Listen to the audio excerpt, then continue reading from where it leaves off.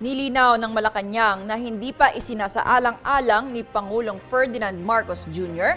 ang muling pagsali ng Pilipinas sa International Criminal Court. Ngunit, hindi rin umano isinasara ang posibilidad na pag-aralan ito sa hinaharap.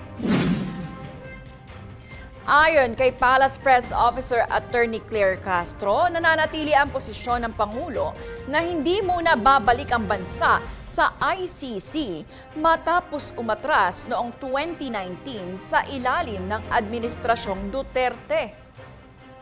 So kung kinakailangan po sigurong aralin sa mga susunod ng araw ay hindi naman po sarado ang Pangulo dyan. But sa ngayon, ang huli naming pag-uusap ay hindi pa po magre-region.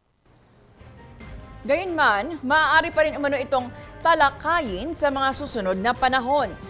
Binigyang diin din ng palasyo na patuloy na umiiral ang Republic Act 9851 na nagbibigay ng mekanismo para sa pagharap sa mga kasong may kinalaman sa international humanitarian law at crimes against humanity.